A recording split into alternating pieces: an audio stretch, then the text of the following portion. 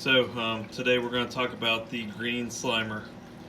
And to me, it's the most important coral in my tank. And the reason why is because it's priced reasonably. Um, why is it priced reasonably? Well, it's supply and demand. The reason why it's $10 to $20 a frag is because it's hardy. It can grow in places that some of my other acros can't grow. When I was brand new, this is the first coral that I started out with, and I saw it growing. It grows quick. That's the other nice thing about it. Staghorns like this usually can grow up to an inch per month. I mean, a lot of times you won't see that much just because your tank's not doing as well as top condition. I mean, I've been doing this for years, and a lot of times I can't achieve that growth rate. So that's just something to you see everybody boasting on the internet. That's not something I always see in my tank, but a lot of times it will grow an inch per month. It's very hardy. I think it's somewhat hard to ship. I think the sliming fouls up the water a little bit. And when I say hard to ship, it's just one of the harder SPS to ship. It's one of the first ones to die in my batch, and usually if it does die, it's because the male showed up 10 hours late or so. Reasons why I like it: you see all the polyps on it. It's very polypy.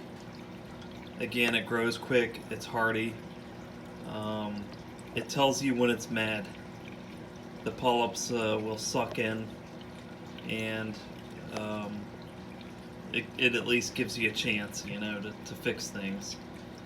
Most of the other acros, by the time they show any sign that something's wrong, it's too freaking late at that point. Just chuck it over the porch. So, this is the green slimer. I do get sick when I handle it. I just get a little nauseated, and this is if I handle it for hours. I don't wear any equipment other than eye protection. I know that's a little silly, but that's how I do things. I just don't have time to glove up and this and that. And,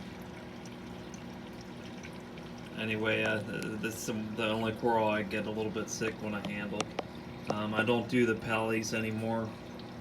This is an acro tank. So, that's the green slimer for you.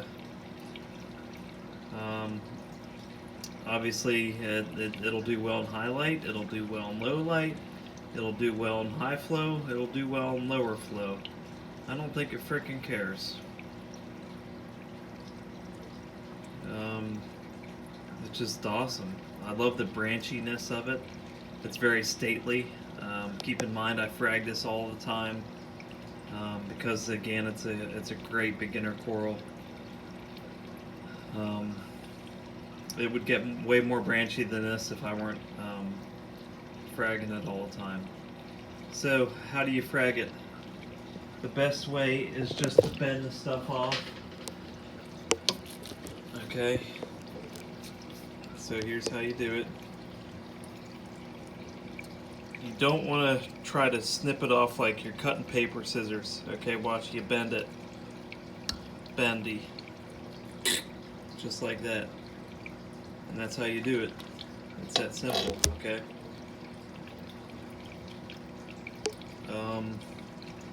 I like to do epoxy. You need it.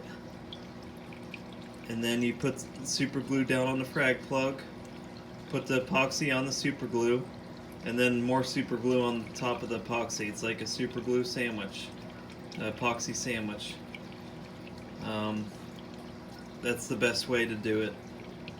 It just it stays better than just doing plain old thick cyanoacrylate. Okay. And I know it's going to cost more to do two different types of glue, but it's better. And the reason why is because the frags don't fall off as often. When frags fall off, you lose money, you lose time, and it just makes me sad. So this is the green Slimer, and it's the most important SPS in my tank.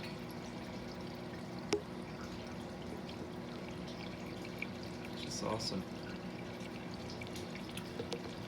It's bright. Again, very stately. I like the branchiness of it. The hardiness is the best.